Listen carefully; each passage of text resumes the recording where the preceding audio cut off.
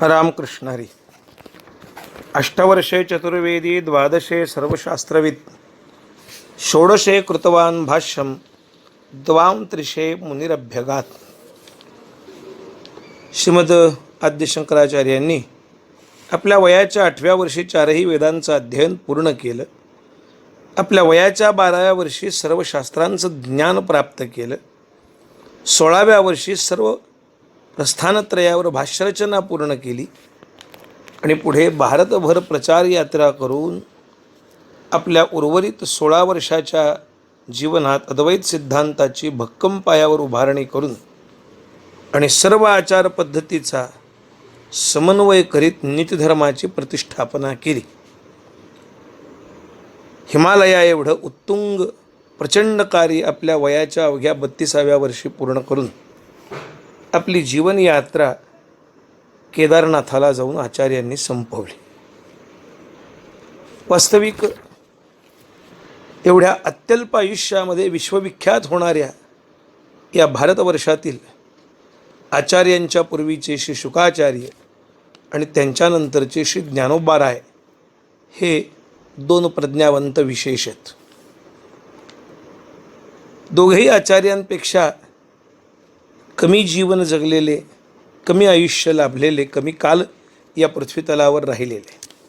भगवान शुकाचार्य सप्तचिरंजीवांपैकी आहेत, तरी सर्व मान्यतेनुसार 16 वर्षांचाच विचार 16 वर्षाचे श्री व्यासजी अशाच अवस्थेत त्यांचं चिंतन केलं जातं.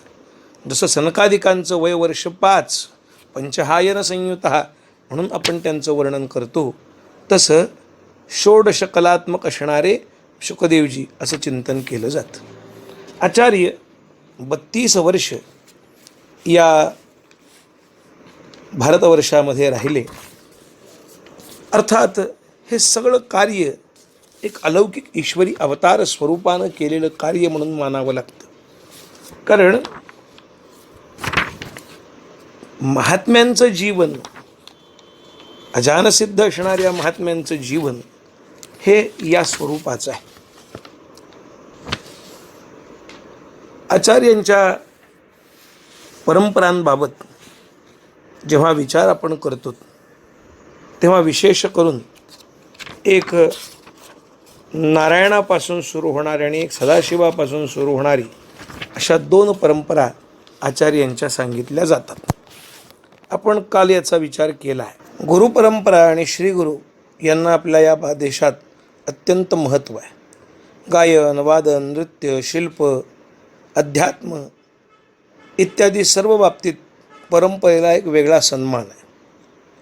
शिष्यालासुद्धा आपल्या गुरूंची परंपरा सांगताना एक तऱ्हेचा स्वाभिमान वाटत असतो.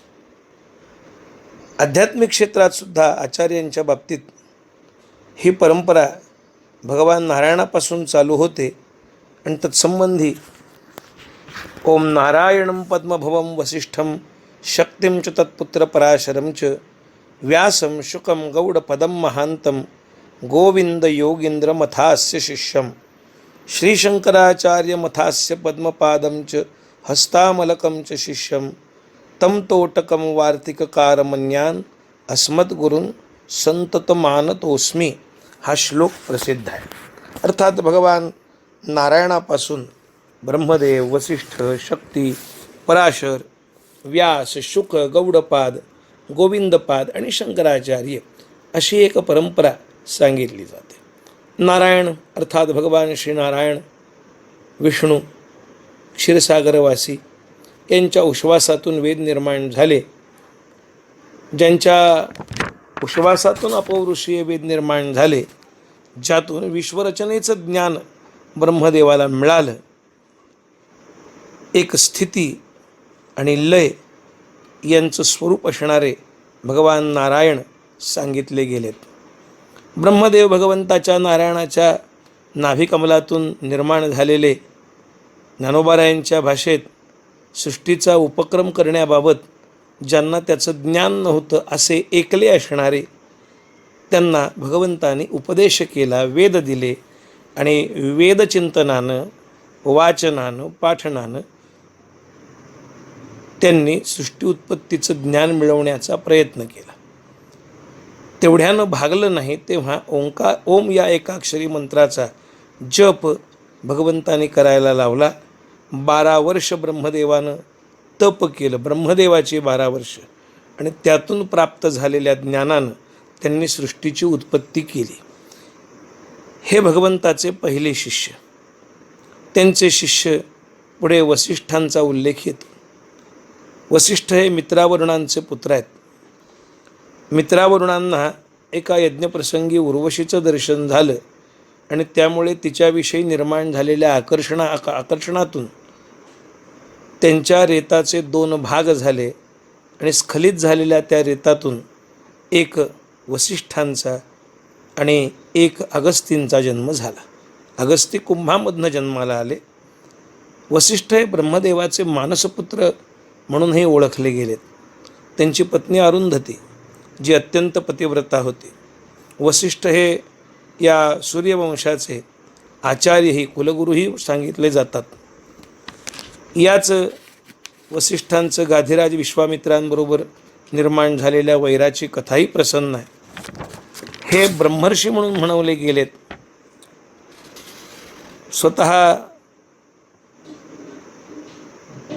वसिष्ठांनी जे तेज प्राप्त केलं आहे ते कुठल्याही वस्तूमध्ये त्यांना प्रस्थापित करता येत असे. एकदा देवसभेमध्ये सूर्याचं येणं आवश्यक ठरलं. सूर्यनारायण आले नाहीत तर ती सभा पूर्ण होणार नव्हती. पण सूर्य जर देवसभेत स्वर्गात आले तर पृथ्वीवर अंधार होईल अशी भीती निर्माण झाली. तेव्हा वसिष्ठांनी आपल्या अंगातील छाटी काढली आणि देवांना सांगितलं, काळजी करू नका, माझी ही छाटी, अंगावरचा कपडा सूर्याचं काम करेल, सूर्याला बोलावून घ्या आणि त्या सूर्याच्या ठिकाणी ही छाटी ठेवा. त्याप्रमाणे त्या छाटीतून दिव्य तेज, सूर्यनारायणाच्या दिव्य तेजासारखं तेज त्या ठिकाणी प्रकट राहिलं. सृष्टीचंही काम चाललं आणि देवांचंही काम भागलं. त्यामुळे वसिष्ठांना ब्रह्मदेवानं केवळ मनानं ज्ञान प्रदान केलं. ते तेज वसिष्ठांच्या भोवती आणि निश्चित असे. या वसिष्ठ आणि अरुंधतीचे पुत्र आहेत शक्ती. वसिष्ठांनी बालवयातच त्यांना अद्वैत वेदांताचं ज्ञान प्रतिपादन केलं होतं. वसिष्ठांप्रमाणे हेही महान तपस्वी होते. वसिष्ठांचे पुत्र म्हणून मानले गेलेले पराशर हेही विद्यावान होते.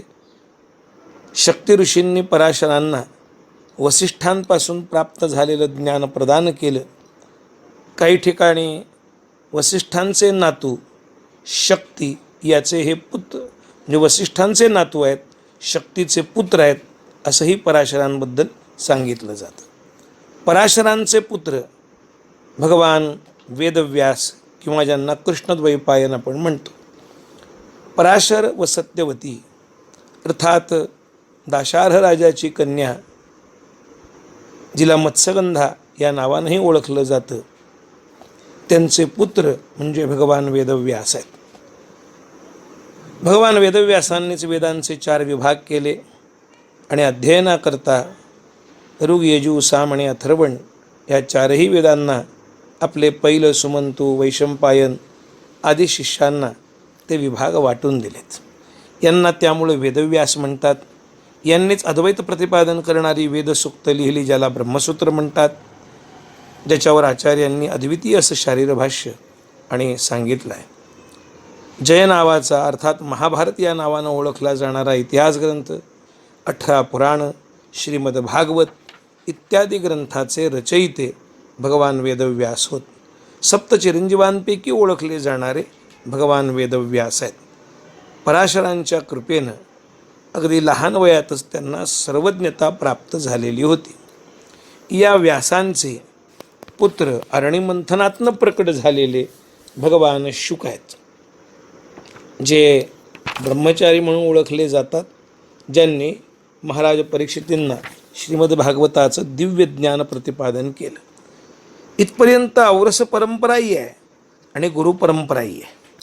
त्यानंतर मात्र शुकाचार्यांपासून, शुकदेवजी ब्रह्मचारी असल्यानं त्यांना औरस संतती अर्थात मांसवंश नव्हता, तर त्यांनी आपलं ज्ञान, आपला अनुग्रह उत्तरायुष्यात गौडपादांना दिलं गौडपादाचार्यांना अद्वैत वेदांताचं ज्ञान प्रदान केलं गेलं आणि तिथून ही मांसवंश परंपरा संपून विद्यावंश परंपरा सुरू झाली. गौडपादाचार्य महान योगी व दीर्घजीवी होते. त्यांचे शिष्य आचार्य गोविंदपाद हे सुद्धा दीर्घजीवी आणि आचार्यांच्या समकालीन असे मानले जातात. रसहृदयतंत्र नावाच्या ग्रंथाचे ते निर्माते आहेत. गोविंदपादाचार्यांच्याकडून आणि आचार्यांनी संन्यास ग्रहण केला अशी एक परंपरा नारायणापासून सांगितली जाते. त्याचप्रमाणे सदाशिवम श्रीसनकम सनंदनम सनातनंचैव कुमारम श्रीनारदम व्यासशुकौच गौडपादंच गोविंद पदम महांतम श्रीशंकराचार्य मथास्य पद्मपादंच हस्तामलकंच शिष्यम तंतोटकम वार्तिककारमन्यान अस्मद्गुरुन संततमानतोस्मी असाही क्रम आणि सदाशिव समारंभा शंकराचार्य मध्यमाम अशा पद्धतीने एक परंपरा सांगितली जाते. अर्थात ही पण प्रामाणिक परंपरा आहे. दक्षिणामूर्ती रूपानं भगवान सदाशिवांनी सनकादिक ऋषींना जो उपदेश दिला ज्याचं वर्णन भागवतादिक पुराणामध्ये प्रसिद्ध आहे. सनतकुमारांनी नारदांना तो उपदेश सांगितला ज्याचं वर्णन छांदोग्य उपनिषदात आलं. सरस्वती तीरी व्यासांना नारदांनी भागवताचा उपदेश केला. अशी नारायण आणि सदाशिव यांच्यापासून आलेली ही परंपरा शेवटी भगवान वेदव्यासांपाशी येऊन जशी गंगा आणि यमुना आपापसात त्रिवेणी संगमात जोडली जाते त्याप्रमाणे जोडली गेली.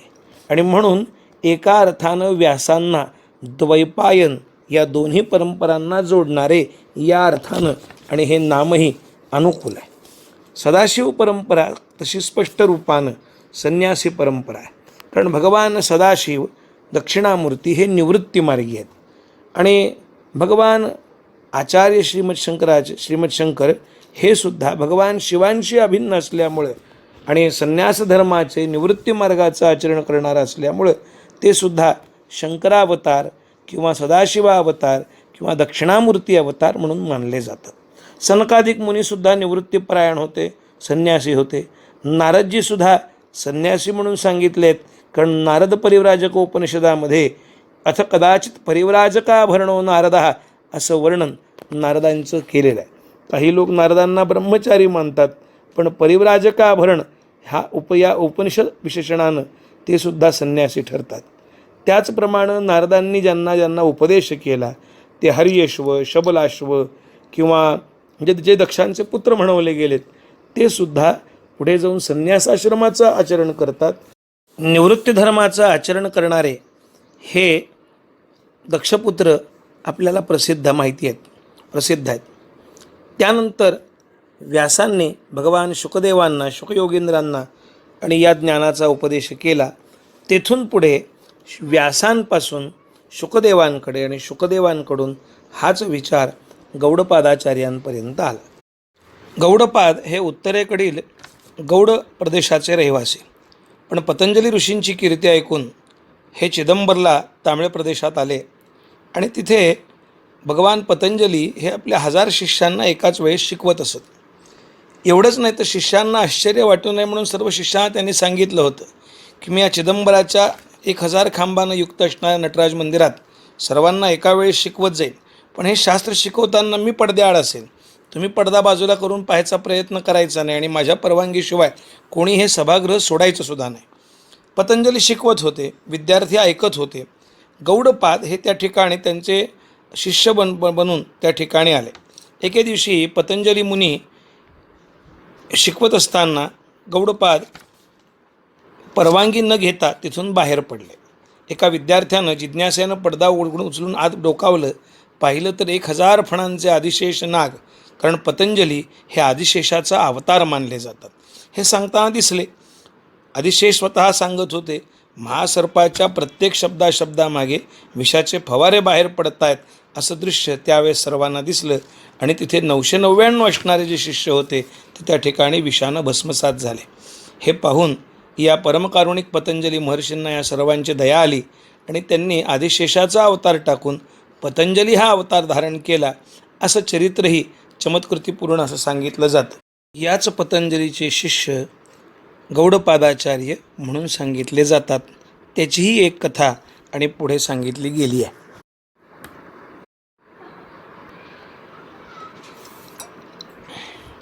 इसवी सन पूर्व 2रं शतक. पण हे गौडपादाचार्यांपूर्वीचे आहेत आणि त्यामुळे गौडपादांचे गुरु हे ओळखले जातात.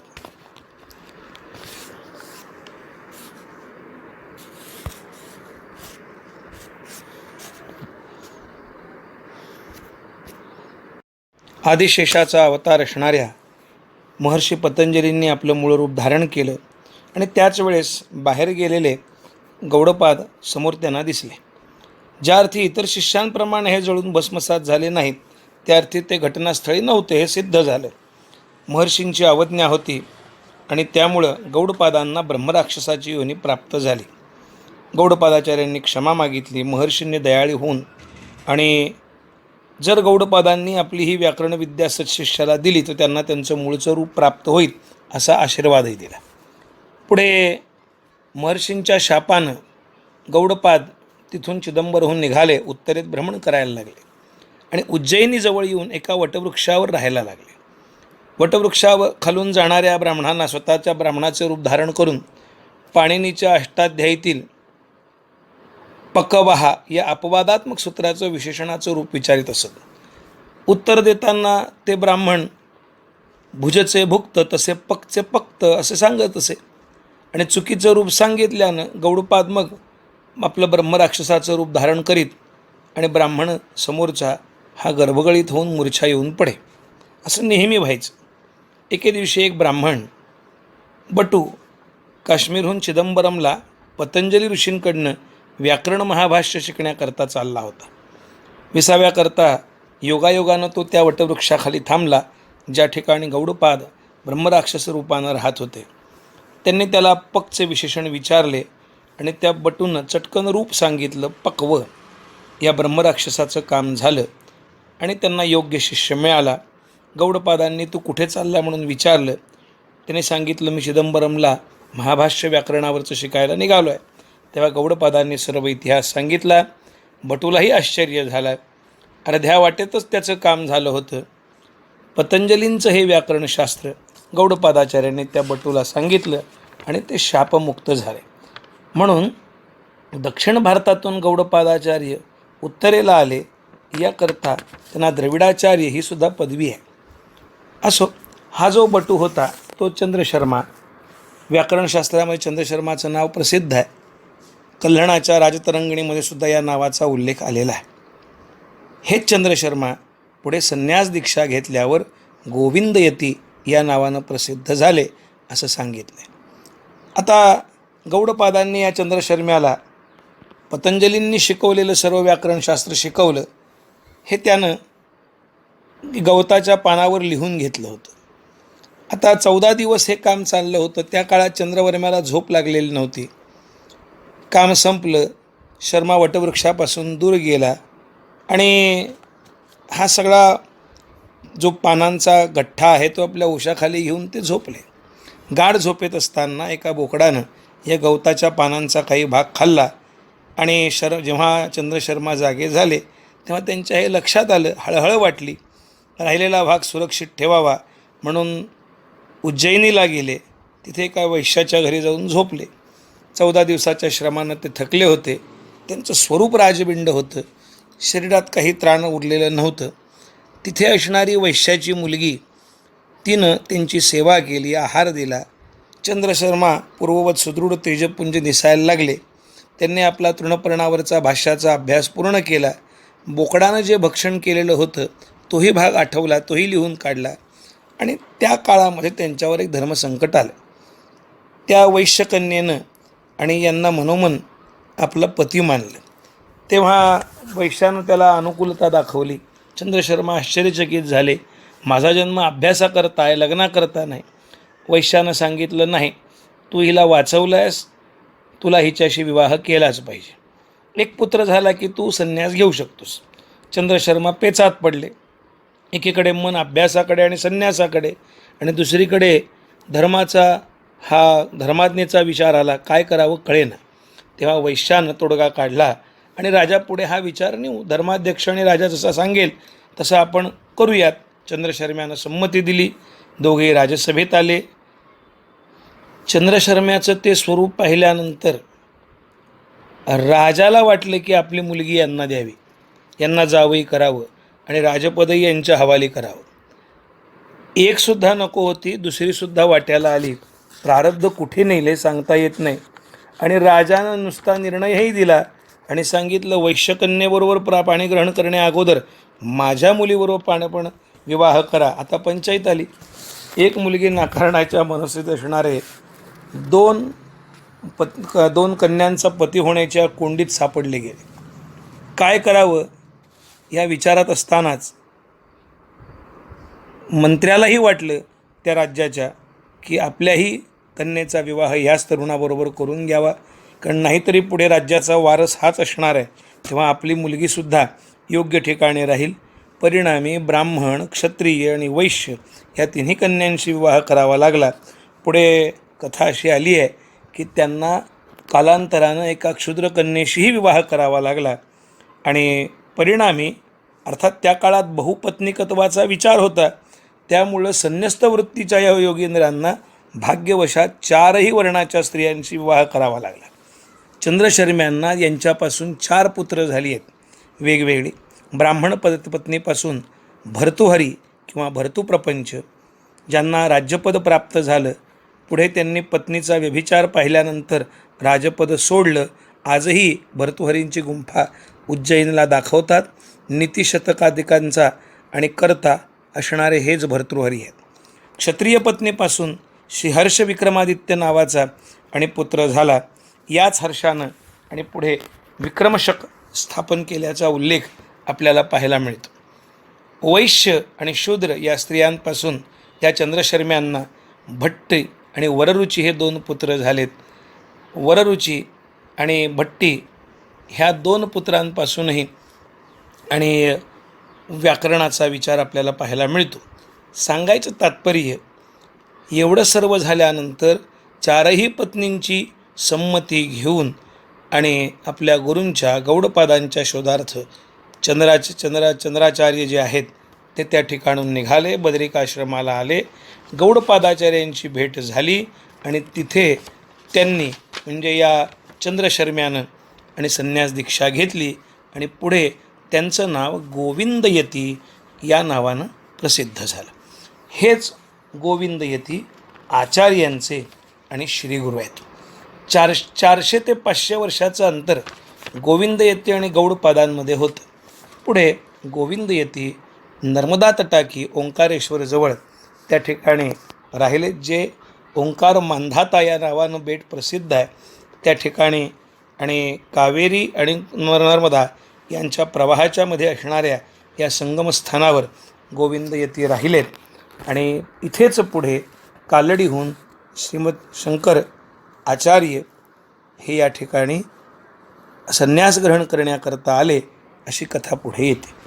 याच शंकराचार्यांचे पुढे पद्मपादाचार्य, त्यानंतर त्रोटकाचार्य, त्यानंतर हस्तामलकाचार्य आणि वार्तिककार मंडन मिश्र जे सुरेश्वराचार्य म्हणून प्रसिद्ध पावले, हे 4 प्रधान शिष्य होत. अशी आचार्यांची एक स्वतंत्र शिष्य परंपरा. त्याचबरोबर आचार्यांच्या कुलपरंपरेचाही विचार आणि करणं आवश्यक आहे. केरळ प्रांतात एर्नाकुलम जिल्ह्यात कालटी नावाचं प्रसिद्ध गाव आपल्याला ज्ञात आहे. कालटी किंवा कालडी जे पूर्णा नदीच्या काठावर वसलेलं सुंदरसं आणि निसर्गानं परिपूर्ण असणारं असं गाव. या गावामध्ये त्या काळी विद्याधिराज नावाचे द्विजश्रेष्ठ राहत होते. या विद्याधिराजांना गुरुकुल चालवण्याकरता, वेदविद्यालय चालवण्याकरता हे संपूर्ण गाव अग्रहार म्हणून मिळालेलं होतं. या गावच्या येणाऱ्या शेती उत्पन्नातून विद्याधिराज आपलं गुरुकुल चालवत असत. या विद्याधिराजांना शिवगुरू नावाचे आणि पुत्र होते जे आचार्यांचे पितृचरण, ज्यांचा विवाह हा त्रिचूरजवळील पंजरपल्लई या गावातल्या आणि मखपंडितांच्या कन्येबरोबर आर्यांबांबरोबर झाला. थोड्याच काळात विद्याधिराजांचं देहावसान झालं आणि विद्याधिराजांच्या नंतर शिवगुरू या गुरुकुलाचा कार्यभार सांभाळायला लागले. गावामध्ये श्रीकृष्णाचं अर्थात श्री गोविंदाचं आणि वृषाद्रीनाथाचं मंदिर होतं. पूर्णा नदीच्या काठी असणारं हे गाव, या गावामध्ये हे उभय दाम्पत्य आणि आपला गृहस्थाश्रम चालवत आहेत. बरीच वर्ष झाली, संतती झाली नाही. तेव्हा एके दिवशी खिन्न झालेल्या शिवगुरूंनी आपल्या पत्नीला आर्यंबेला सांगितलं की गृहस्थाश्रमात येऊनही मला संतती नसल्यामुळं, पुत्रही नसल्यामुळं आपला हा आश्रम आणि हे जन्म व्यर्थ आहे असं वाटायला लागलं. तेव्हा माता आर्यंबेनं सांगितलं की यात नाराज व्हायचं काही कारण नाही. गिरिजापती भगवान शिवांच्या सेवेनं आणि निश्चित आपली अपेक्षा पूर्ण होईल. ते शरणागत दीनवत्सल आहेत. प्रत्यक्ष उपमन्यूसुद्धा त्यांच्याच सेवेनं जन्माला आला नाही का. तेव्हा शिवगुरूंनी आपल्या या पत्नीचं ऐकलं. शिवगुरू त्याकरता काही दिवस त्रिचूर या ठिकाणी गेले. त्रिचूर किंवा त्रिशिवपूर हे आज प्रसिद्ध आहे. त्या ठिकाणी राजेशेखर यांनी वृषाद्री पर्वतावर किंवा वृषशैलावर वडक्कुनाथाचं आणि अर्थात भगवान शिवांचं भव्य मंदिर त्या ठिकाणी बांधलं होतं. ते तीर्थक्षेत्र म्हणून प्रसिद्ध होतं आणि तीर्थक्षेत्र म्हणून प्रसिद्ध असणाऱ्या त्या गावी 48 दिवसपर्यंत आचार्यांच्या पितृचरणांनी त्या ठिकाणी उपासना केली आणि उपासनेनंतर भगवान शिवांनी तुमचे मनोरथ पूर्ण होतील असं स्वप्नदर्शन दिलं, असं एका ठिकाणी सांगितलं जातं. एके ठिकाणी कथा येते की आपल्याच गावी या उभय पतीपत्नींनी कंदमुलांचा आहार करीत आणि भगवान शिवांचं उपासना करीत कालक्रमण केलं. बरीच वर्ष तप केल्यानंतर भगवान शिवांनी स्वप्नामध्ये येऊन शिवगुरूंना दर्शन दिलं आणि सांगितलं, सर्वज्ञ, निर्दोष पण अल्पायू असा एक पुत्र हवा की दीर्घायू, गुणहीन, मूर्ख असणारे अनेक पुत्र हवेत.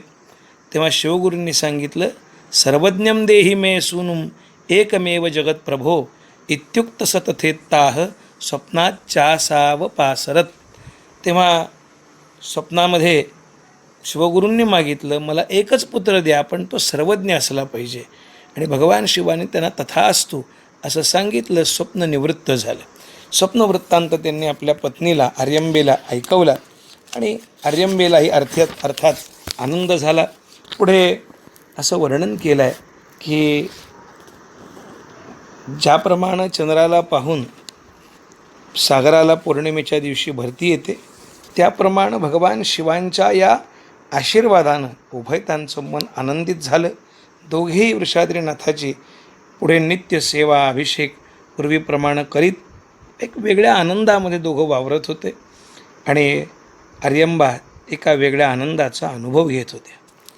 साहजिकच भगवत कृपेनं गर्भं दधार सा देवी शैवं बिभ्रन महन्महा अष्टमूर्तेरवष्टंभात सा मंथर गतिर्बभो.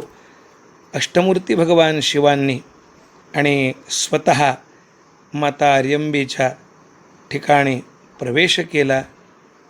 त्या महासतीनं महाशैव तेजयुक्त असणाऱ्या गर्भाला धारण केलं, शोभायमान व्हायला लागल्या.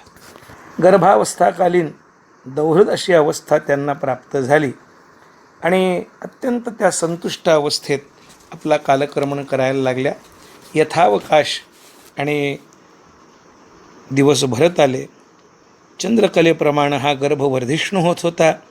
नंदनाम संवत्सर, वैशाख मास आर्यंबेला आणि आपल्या या संततीच्या प्रकट होण्याची चाहूल लागली. बाळाच्या आगमनाची चाहूल लागली. शुद्ध पक्षाचा पंचमीचा दिवस अभिजित मुहूर्त होता आणि त्या अभिजित मुहूर्तावर रविवारी भगवान आचार्य शंकर अर्थात शंकर बालक रूपानं आणि प्रकट झाले, जन्म झाला. शिवगुरूंना आपल्या या बालकाला पाहून अत्यंत आनंद झाला. जातकर्माधिक मधुप्राशनाधिक सर्व संस्कार त्यांनी त्या ठिकाणी मुलाचे केले. त्यावेळेस अर्थात नंदन नाम संवत्सर, वैशाख शुद्ध पंचमी, रविवार, पुनर्वसू नक्षत्र, अभिजित मुहूर्त, शके युधिष्ठिर शकात 2631 अर्थात इसवी सन पूर्व 509 आणि आचार्यांचा जन्म झाला. चित्सुखाचार्यांनी सुद्धा आपल्या बृहत्शंकर विजय ग्रंथामध्ये असाच कालनिर्णय तत्संबंधी केलेला आहे. आचार्यांच्या अवतारासंबंधानं पुराणात यावी अशी एक कथासुद्धा विशेष रूपानं सांगितली जाते, ज्याचं चिंतन पुढील प्रमाणे आहे.